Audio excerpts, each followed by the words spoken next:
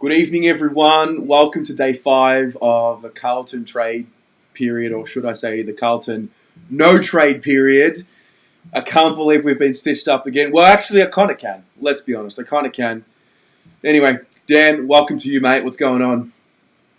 Yeah, good. I actually thought my internet was down because it's the third day of no trades.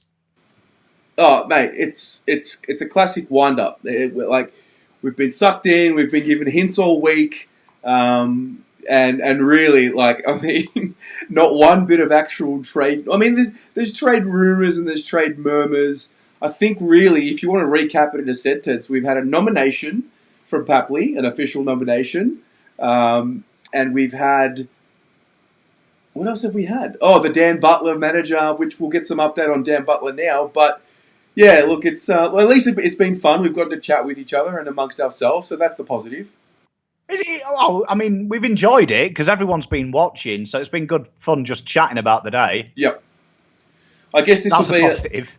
I guess this will be a good chance for us to vent our frustrations if we have any. I think we're going to have to probably talk about the length of the trade period and what it means, and have a bit of a discussion about that. But there is a bit to get through. It was anticlimactic. I mean, a lot of rumours, and obviously, I've been for the first time today. I really had a crack at checking big footy all day. I really did. I thought, yeah. And there were just murmurs, yep, Papley's going to be done within the next hour or so. Eddie Betts, all right, stand by. And sure enough, it wasn't to be, mate.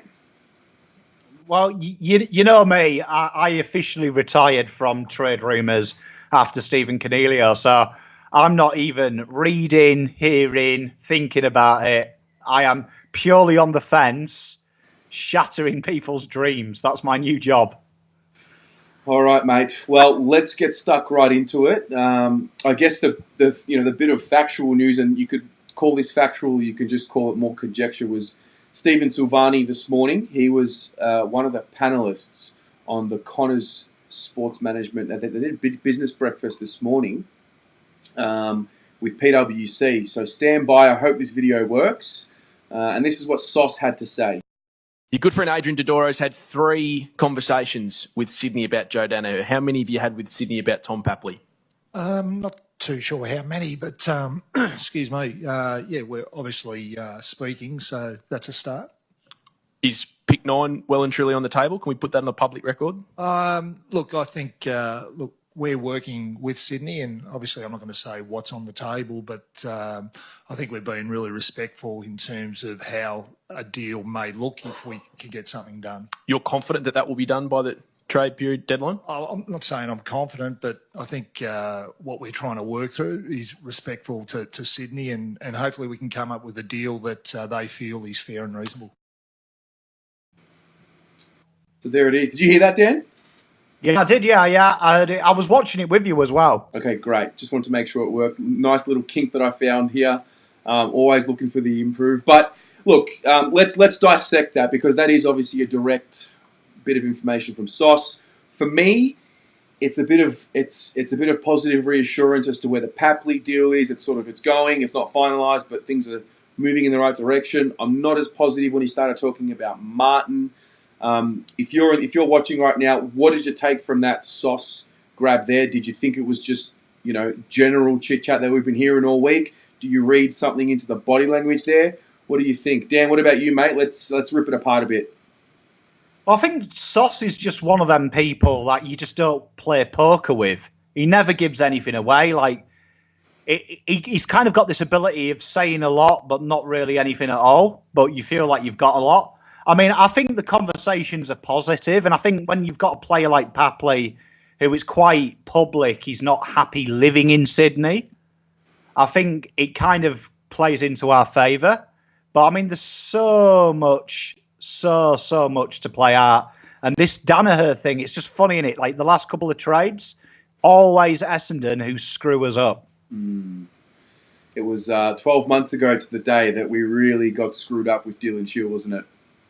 Yeah, I try not to think about that. Yeah. That was the first train I boarded. And I mean, for me, look, I can understand us as Carlton supporters, we know it's trade period. We know that this is the designated week to get deals done, and I can understand there's a bit of anticipation and where are they and whatnot.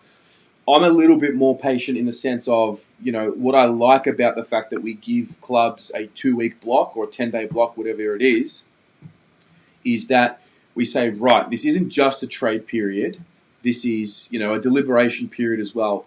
Stop talking mid-season, and we'll give you a regulated 10-day block where you can have all the conversations you want in the world, even if they're contracted players and whatnot.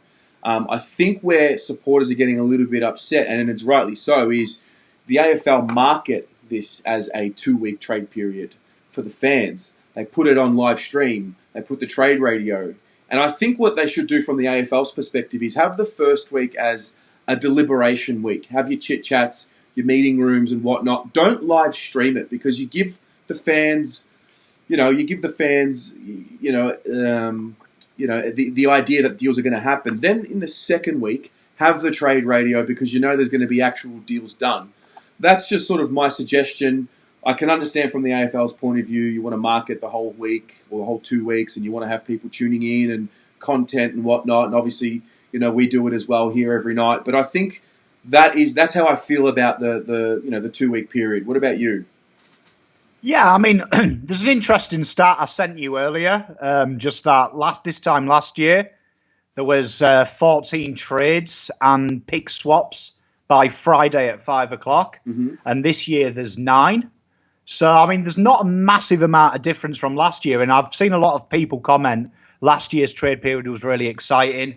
It always seems to be the last week, like you say, something happens. Like last year, 25 picks from Monday to Wednesday. Mm-hmm. So I would expect to see that again as well this year. So, I mean, for me, it is a very marketing exercise. It's a weird one because, like in England, our version of the trade period goes on for a month.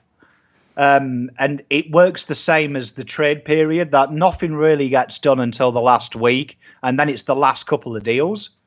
So there's the last couple of days. So, like, for me, I think there's a great argument to shorten it down. I think the media coverage, though, like you say, should maybe not really happen in the first week. Yeah. It should just be like what we're doing, a half-hour show at the end recapping. Yeah. Because it gets a bit tiresome, doesn't it? Yeah, I mean, you just give the fans the idea that something's going to happen when it's not. Because if you're list managers, you want to make sure you're being very patient.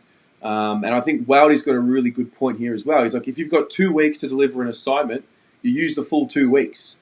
Same thing with trades. It's a good point. You've got time on your hand.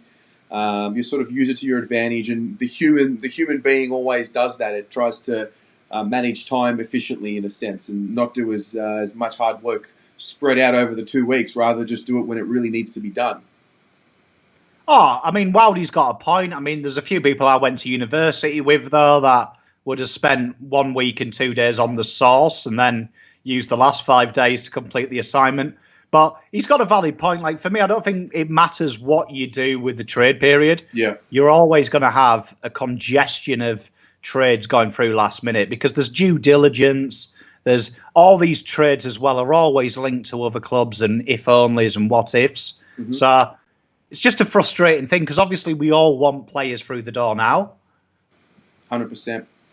Let's move on to the actual trade targets. So I've got them up here. I mean, when I say trade targets, I mean the 4 key targets that we really had in our in our eyesight at the start of the trade period, and I'll run them through one by one. And I guess what we'll do is we'll just give a recap of what we've heard throughout the week and where they're at. We'll start with Dan Butler. I thought we weren't going to be talking much about him, but there is a development. So maybe, Dan, you want to take this one away, mate? Where is Dan Butler at? Let's give a recap for those who haven't seen the news. Yeah, well, it was reported on AFL Trade Radio, AFL TV, Trade TV, that they believe Butler has made a decision with St Kilda. I know it's been reported elsewhere as well since. A couple of PMs have just been sent me. So, I mean, like, for me, though, Butler was always a backup plan. I think Sauce kind of quashed the deal at the start of the trade period when he was kind of forthright. So, I mean, that's that just means a backup plan. It means our plan B now is come up with a better plan A. Should we need a plan B? Yep. Just on that, looking at the report, and it may not be true, but it was a really compelling report. They were saying that it's likely to get done for a 4th or a 5th rounder for Butler. Now, my initial reaction, and for you watching at home, please let me know what you think about this. My initial reaction was, have we mucked this up? Because we've reportedly offered pick 48 for Betts. If we actually end up offering pick 48 for Betts and we let a Butler go, is that the smart move? You know, it just sort of, I know he's a backup plan, but I just feel like maybe we shouldn't have let him go so quickly and so easily. I don't know. What do you think, Dan? I kind of get the impression that Carlton probably thought we'd have one of these deals over the line. I think when Sauce made that comment about Butler, it was kind of locked in that Papley was going to sign imminently. The press thought it. Everyone thought it. So for me, maybe that could come back and bite us in the arse. Okay. But I always feel that Sauce knows what he's doing. He's a talented, very talented kid, Butler, but I think Sauce kind of is confident in himself, for me. And I've got to back him in. I've got to back him in and say that he's maybe made the right choice. He probably knows something that we don't. Yeah. So we'll see what happens. You know, it is what it is. Looks like he's not going to be coming. So that's that. We move on. Jack Martin is next. Nothing really happened here, did it? It seems that the Suns are really pushing for this first-round pick. I think there was a report later in the day today about a future first. Do you want to report on, Dan? Do you want to give me the confirmation on that? Yeah, so Kingy and Co, they were on the radio, trade radio, okay, and they said that they had some news about Martin, that it was going to be a future first coming back to us and a second. Sorry, what was it? Let me have a look. Confirm that. I've got it wrote down here. It was Jack Martin and a second round pick, I think. Yeah, second round pick coming back, yeah, with the future first going their way. So, I mean, for me, maybe be a bit overpriced, but I mean, like I always say this, and I think this is a big one for Carlton fans to understand. When you identify a target, sometimes you've got to pay it. Like, obviously, Carlton are confident. We've been linked with these two players, Papley and Martin, for a long time. Mm-hmm. It's been in there. I would say that these are players that they have definitely identified, done their due diligence, and really believe they're going to take us to the next level. So sometimes you've got to jump through hoops. All right. So it's kind of out of 10. How close do you think we are from 1 to 10 to this getting done? I actually think that's the furthest away. Yeah. I think that's about a 3 out of 10. Yeah. For me, I don't think he's worth the picks that they've suggested. Yep. I think there's a lot of question marks. For me, I think he's questionable like Butler. Yep. He hasn't done it enough. I mean, Butler's games are less than Martin, but Butler has done it more times than Martin has. Yep. Granted, in a better side. So for me, yeah, I think I personally can see the doggies swooping in on that one. Interesting. What about you watching at home? Just a feeling. What about you watching at home? How far to signing Jack Martin do you think we are from 1 to 10? Leave your number in the comments. I'm going to put it at a 4. I think it's. Yep. I think this is the one that's furthest from happening so far as it stands right now. But I'd be very interested to see how you feel. Next up, Tom Papley. What's happening here, Dan? Oh, no one knows, do they? No one actually knows. Like, for me, I mean, from what I was listening to AFL Trade Radio today, they were saying they believe we're pushing heavily for a 9, maybe bundling up a future second to try and get 25 back to get the Martin deal done. Okay. Which is what I suggested last week as well. I said that maybe do that. But for me, I don't think there's a big problem like everyone does with Danaher, because they've actively been meeting with Lewis Taylor, Riley Knight. They've met with these players, Sydney. They're obviously preparing for smalls, and it's something that, for me, that's a huge thing. If they're doing that, Danaher won't fit their forward structure without Papley. Okay. It doesn't. Obviously, you can see they're going for a tall for a reason. Papley doesn't play that position. So for me, I actually think it doesn't hinge on the Danaher deal. Okay. I think he wants out. They've already looked at replacements. They'll probably find something else to do with that pick 9. So I actually think that's like a 8 out of 10 for me, Papley. Yeah, same here. What about you guys at home? What do you think? 1 to 10. How far along do you think this deal is? I'm actually more confident of this one getting done probably than all the others, to be quite honest with you. I think the reason being is because I would hope that our number one priority is Papley, without a shadow of a doubt. Like I would personally be happy if we got Papley and Papley alone out of these 4. That's how much I want him at the club. So I hear positive talk from Sauce without giving too much away from him. I hear positive talk just all around the industry. Everyone sort of seems resigned to the fact that pick 9 for Papley is going to get it done. I do like this one, and most of the people that are commenting here are 7s and 9s and 10s. So it's good to see where we all feel with that. And the final one is Eddie Betts. Where are we at with that, Dan? 52 out of 10. Like that is, I don't want to use the L word, but I would say that is, I'm as confident of Betts being at Carlton as I am that dolphins urinate in their drinking water. Yeah. I'm that confident. 100%. I think, Mitch Robinson put up a tweet this afternoon. Yeah, where you at? Park, which was great.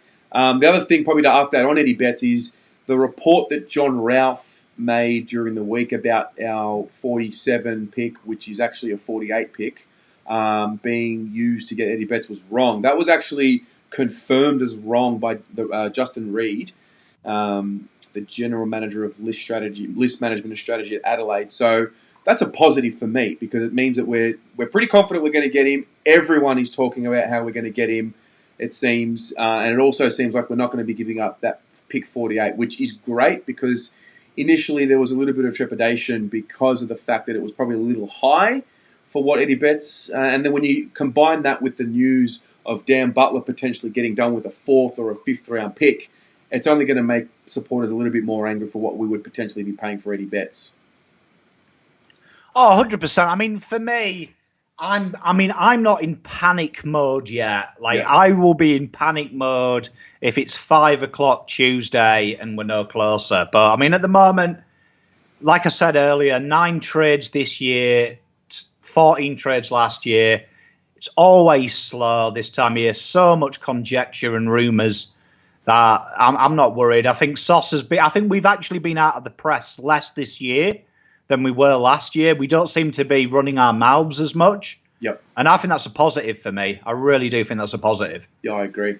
It's good to see. All right, so those are the updates. Just, a recap of what's happened in the week with these guys. Moving to the next item on the agenda, Matt Gandolfo, I hope I've pronounced that right. He asked us yesterday to have a look at the out-of-contract players and their status going as it stands at this very moment. So I thought we'd do that. Dan, I'm going to give them to you one by one, and I want you to reel off what we know, what we believe to know about them so far. So let's have a look at them. The first 4 are up right now. We've got Matt Kennedy, Caleb Marchbank, Phillips, and Lang. We should probably quantify Marchbank. He's not technically out of contract, but what's his situation? Yeah, so Marchbank is one of these players that is Marchbank and I believe Newman are both in that category where the strong rumours are we've offered them deals, that they had an automatic extension. From speaking with people, it is believed that that's on the table and it's awaiting confirmation. So that's probably why if you go through like all the AFL media documents, you won't see their names there because they believe they are firmly here to stay. I think Kennedy, for me, I think I've got a sneaky feeling, and the rumours are that he'll be rookied. Okay. So for me, I think you'll see him be rookied. Interesting.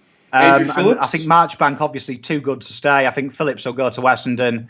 And Papley, for me, Lang, for me, I think that's obvious. Josh Fraser and Russell have all said we're looking forward to seeing him back next year. So I think you can lock that in. He's here next year as well. Yeah, the language coming out about Darcy Lang was interesting because there was the injury report after round 23 where they spoke about Darcy Lang, and Russell spoke about how he's looking forward to getting him fit for a pre-season. And that sort of had not alarm bells, but it had a bit of a flag ticking in our heads, thinking, right, well that would suggest that he's staying. So I dare say if he is staying, good luck to him, well done. But you would think as supporters you probably want him to really show something next year to prove his worth, because we know what he was capable of doing or is capable of doing based on what we saw at Geelong. But unfortunately, his body just has had issues and he's had injuries and whatnot. So, yeah, we're going to have to just put the faith in Russell to get his body right and go from there. Oh, 100%. I mean, out of them first four, I mean, personally, I don't want to see any of them ones go either. I mean, like, for me, I think, why aren't we giving Phillips the 2 years as well? Yeah. Like, we keep being linked with Ruckman. Yeah. He's happy being the second Ruckman. Yeah. Very good at what he does. For me, I think all four of them deserve another year That's minimum. a very important point. The fact that he's happy to be at the club maybe he's not happy to be at the club as a second choice ruckman, but it seems like he is happy to be at the club as the second choice ruckman, but he's not happy to be on a 1 year deal. And fair play to him. Like, if I'm his manager, 24, 25, I think he is, ruckman, ready to play senior footy regularly, yeah, I'd probably be wanting to get more than a 1 year deal as well. So, and I don't think Tom De Koning is going to be playing regular footy next year. I mean, I think towards the back end of next year is when Tom De Koning is going to start playing regular footy, and then 2021 he's up and running. So from that point of view, maybe it's smart, because if you give him 2 years, he sits on a list in 2021 and he's not playing anyway. So it's interesting. Oh, definitely. I mean, like, there's some good players. I mean, like Kennedy, from hearing as well that, I reckon from hearing Teague's end of season speech, and I've got a feeling that Kennedy will start to go back, because he has used the phrase big body mids. Both Agresta and him have said they see Kennedy. So I think Carlton have learned this forward experiment. He'll go back into the midfield. Yep. So for me, I'm super excited about that as well, because I really love Matthew Kennedy's work. So for me, out of them four, I think 3 of them will stay and 1 will go. Yep. All right, next up, we've got a few more here. I'm just adding in now. So Matthew Cottrell, Josh DeLuca and Nick Newman. I probably should have added Levi here, but we will get on Levi afterwards. Similar to Marchbank, run us through the Nick Newman situation. Yeah, so Nick Newman, we offered him a year. From speaking to various people who know more than me from the inner workings of the club, they've let me know that he has got a contract in front of him. He had I think it was a 15-game extension, I've been told he was given. He had a target to hit, and because he did that, it's already there. So I believe that's locked and loaded. Like, if we don't give him 3 or 4 years, I think we're mad. I think he was the pickup of the year last year, and he showed what he was all about. So yeah, for me, Newman, you can lock that down. He's staying. Yep. Matthew Cottrell. Well, with him being a rookie, they get 2 years on there. I'd expect to see him. Josh Fraser talks highly of him. And I think he showed a lot. I think he's got real raw talent. So I'd expect to see him stay on the rookie list and develop a bit more, because he's definitely one of them type of players that you just don't know. He has the ability to break out. He has got some great skills. So I'd love to see him. Yeah, I haven't watched him I've watched him probably for 5 games. But from everyone that talks about him, they always talk about, like, just keep an eye out for this guy. He's got some serious ticker, some serious potential. So I personally don't know anything about him really to give an opinion, but hopefully he does make it and can earn a spot in the side. Yeah, definitely. Yeah. Next up, our boy Josh DeLuca. I don't know, like, you've got to be real about it. Like, and to be fair, I had a really good conversation with him at the best and fairest. He was, he made it really. He was just open and honest. He spoke about how, he at the moment they're just waiting to see what happens with the trades.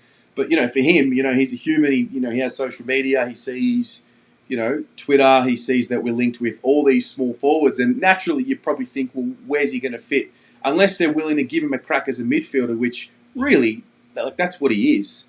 So yeah, it's just sort of a wait and see for him, which is an interesting position because he's come from Perth, he plays in the Waffle, he's been taken out of Western Australia, put into Melbourne, plays half the year, and now he's just kind of got to wait and see. So that uncertainty can really unsettle someone, you know. Oh, for me, I know this sounds horrible because I love Josh. We know Josh is like my boy. Like, you got his number on your back, mate. I started the Josh fan club. But for me, I mean, like, as he said, from his own mouth, he's basically been told there's a rookie deal there, providing we don't get anyone in. Mm. So, I mean, for me, it looks highly likely Papley and Betts are coming, which I would say means goodbye, Josh. And that breaks my heart because I think he's such a wonderful footballer. And I think, for me, this is my big bugbear. And I hope everyone agrees with me with this. I think it's an aberration we took him in the mid-year draft and we played him as a small forward and then we delist him when his entire role for his team in the Waffle was as an on-baller, and he developed himself as an ultimate tagger. So for me, it's a mad pick. It's a mad pick. If that is the case, we delist him now. Mad pick. Absolute waste of a pick because he wasn't played in his natural position. Yeah. Like, he had 2 games as a small forward in 2 years of Waffle. Yeah. Madness. And you've got to remember, and he spoke about it the best of Ferris as well. He's like, I asked him, like, what's it like playing forward? And he's like, whatever the team needs. He's like, you go from a midfielder, and he was, one of the best midfielders, if not the best in the Waffle for a few years, right? Oh, mate. I mean, you're talking like I could talk about Josh all day, but I mean, the fact that he developed a tagging role and he kept Kelly in his year he got drafted to 12 touches. This guy was averaging 33. Out of all the games in the Waffle the year he got drafted, he had 2 games below 25, and they were both when DeLuca tagged him. Yeah. So how good he can tag one of the untaggables. Yeah. Well, the point I was trying to make was he was saying that he obviously grows up as a midfielder. Mentally, it's all about see ball, get ball, win ball. Then you go from that to forward, and it's all about where do I run to create space for others, which is not really, like, it's something he knows how to do, but not something that comes naturally to him. So, look, it'll be interesting. He's a great fella. He loves Melbourne, and wish him all the best. And fingers crossed that we can find a spot for him on the list because he's one of the good guys. I'm really hoping there's a kind of a bittersweet if we don't get Martin and Josh stays. Yeah, well, that's the thing there. All right, mate. Final one. It's talking about Levi Casbolt for a few reasons. So we put a poll up yesterday. It was for our first debate topic, and we can officially tell everyone now that the topic for the debate, which will run on Tuesday, will be Levi Casbolt, trade or keep. And that will be the motion. There was 530 votes, 524 votes for this, 291 for the Levi topic, 233 for list management strategy. We might even run that later on anyways. But give us an update. Who's going to be running the trade Levi argument? Riley is team get rid of Levi. Okay. Boo, hiss. So Dan, you will be in favour of keeping Levi. Riley will argue in favour of Levi. trading Levi. It'll run like this, guys, Tuesday night, unless there's a lot of trades. We'll see what happens. But it'll run like this, 5 minutes each to present your argument, 3 minutes to counter your opposition's argument, and you guys, the viewers, will vote for the winner of the debate. So we're looking forward to that. We'll see what happens. And, but it's been a great year for Levi. I was going to get a hat. I was going to get a hat made up saying Levi makes Carlton great again to wear for the event. Yeah, absolutely. We've got a minute left to the 30-minute mark, but I just want to give us maybe 5 minutes. If anybody has any questions, this is the time to ask them now. Let us know before we wrap up the show. But yeah, look, it's been a fun week, mate. We've added a new element to this channel. Oh, probably should give the news. 4,000 page likes today we hit. So that's exciting. That is exciting. Well done, team. Team effort, this. Yeah, it's a good community we're building here. Thank you so much for your love and support, boys and girls. Absolutely. Question from Bailey. Do trades continue over the weekend? Now, correct me if I'm wrong, as I understand it, talks continue over the weekend, but no trades continue over the weekend. Yeah, they announced them. So last year, if you go on last year, the last trade of the week was Setterfield, and Sam Lloyd was evidently signed on the Saturday, but it wasn't filed till the Monday. So yeah, this weekend it's just going to be a quiet period. Okay, interesting. Henry Bush, Mitch Cleary just reported that Dan Butler wants to play for the Saints. Yeah, we covered that earlier in the show, mate. It's exciting for him, and he'll get another opportunity there. Can trades happen over the weekend? No, they cannot. A bit of love from the fans. Well done on the 4K. Thanks, guys. Zachy boy, who brings more to Carlton, Butler or Martin?